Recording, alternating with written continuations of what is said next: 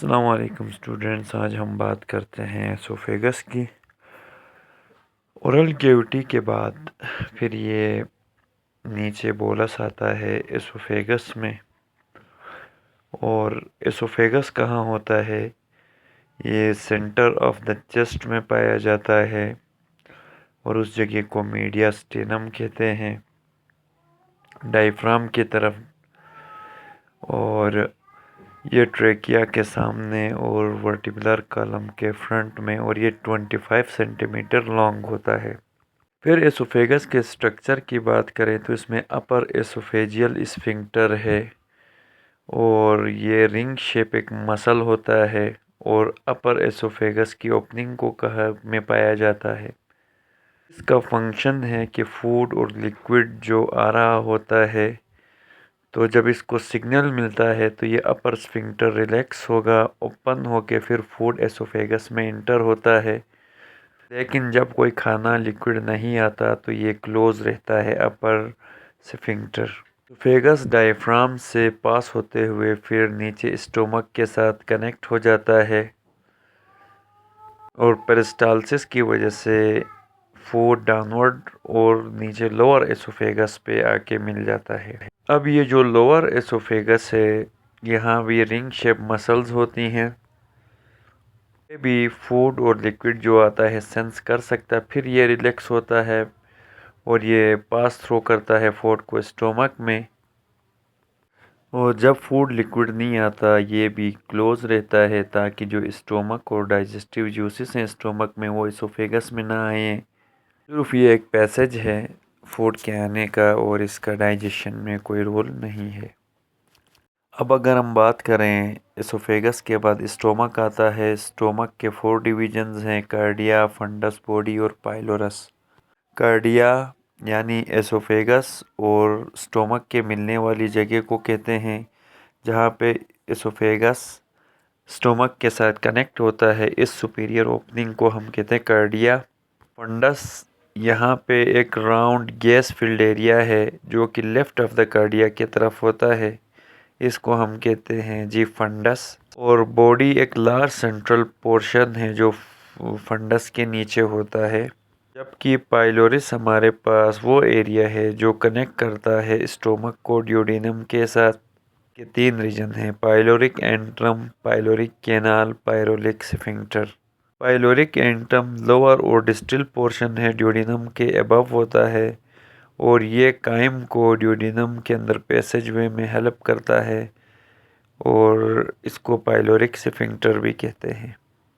तो ये थे जी 4 divisions, cardia, fundus, body, pylorus, pyloric antrum. और स्टोमक के मीडियल और लेटरल बॉर्डर्स की तरफ जो जगह पाई जाती है उसको हम लेज़र कर्वेचर और ग्रेटर कर्वेचर कहते हैं। अब हम जब स्टोमक का इंटरनल स्ट्रक्चर या उसकी एनाटॉमी पढ़ते हैं तो उसमें 4 लेयर्स हमें मिलती हैं स्टोमक वॉल में। ये डायग्राम में भी आप नीचे देख सकते हैं। यहाँ आप डायग्राम में देखें, सबसे नीचे जो सिरोसा है ये सबसे आउटर लेयर है स्टोमक वॉल की, इसको हम कहते हैं सिरोसा। उसके बाद दूसरी लेयर मस्कुलरिस है। मस्कुलरिस में 3 लेयर्स हैं। एक आउटर लॉन्गिट्यूडनल लेयर है, एक मिडल सर्कुलर लेयर और इनर ओब्लिक लेयर। ये तीनों मिलके मस्कुलरिस लेयर बनाते हैं। तीसरी जो लेयर म्यूकोसा है, इसके अंदर ट्यूब लाइक पार्ट्स होते हैं जिसको म्यूकोसा कहते हैं। और म्यूकोसा के अंदर ये जो ट्यूब लाइक पार्ट्स हैं ये गैस्ट्रिक पिट्स कहलाते हैं। या आप opening of the gastric glands भी इनको कह सकते हैं, जिनको हम गैस्ट्रिक पिट्स कहते हैं। अच्छा, ये जो गैस्ट्रिक पिट्स हैं इनकी सरफेस पे म्यूकस सेल्स होते हैं जिनका काम होता है म्यूकस को सिक्रेट करना। तो गैस्ट्रिक ग्लैंड्स में बाकी जो 3 हैं वो गैस्ट्रिक ग्लैंड्स में आते हैं। और तो पहले पेराइटल सेल्स हैं, ये HCl सिक्रेट करते हैं और इंट्रिंसिक फैक्टर्स रिलीज करते हैं। दूसरे चीफ सेल या जाइमोजेनिक सेल्स कहलाते हैं जिनका काम है पेप्सिनोजन सेक्रेट करते हैं ये। और लास्ट में तीसरे जो एंडोक्राइन सेल्स हैं गैस्ट्रिक ग्लैंड्स में, इनका काम है एक हार्मोन गैस्ट्रिन है उसको ब्लड में रिलीज करेंगे।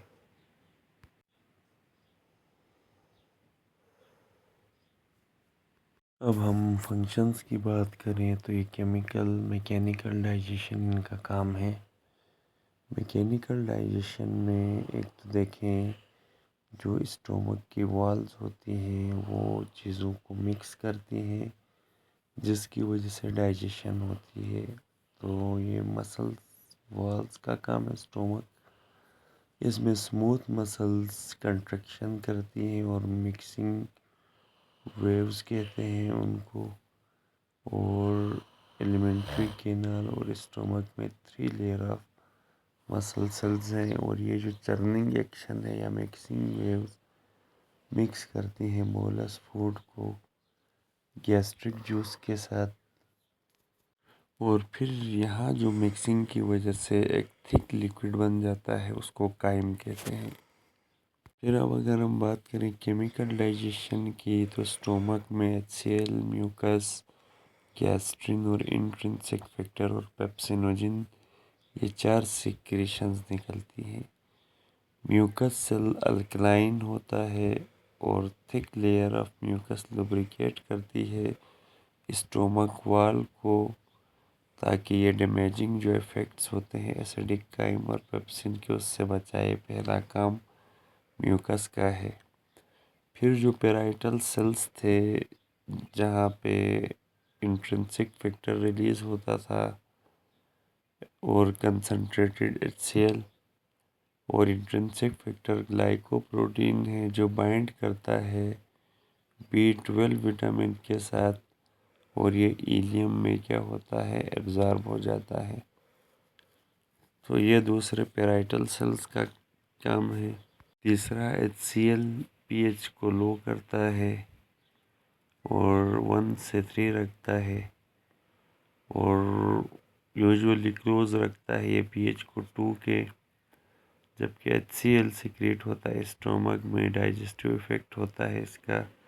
मेन फंक्शन HCl का बैक्टीरिया को किल करना है और जब वो माउथ के ज़रिए अंदर आता है तो लो pH स्टोमक करता है कार्बोहाइड्रेट डाइजेशन को और ये सिलेवरी एमाइलेज को इनएक्टिवेट करता है।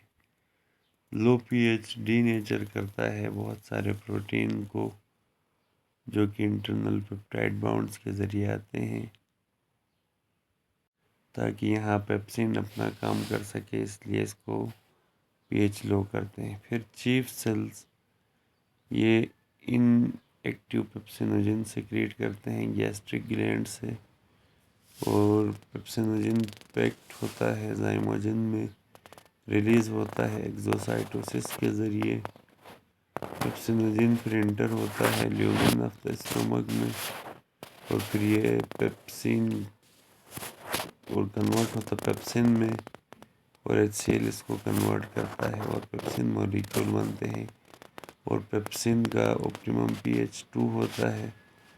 पेप्सिन यानी कोवलेंट बाउंड्स को और इस तरह से पेप्टाइड चेन बनती है। तो ये सारा हमने आपको समझा दिया, उम्मीद है आपको समझ आ गया होगा। तो इसमें इनका फंक्शन और स्ट्रक्चर स्टोमक की वॉल्स का ये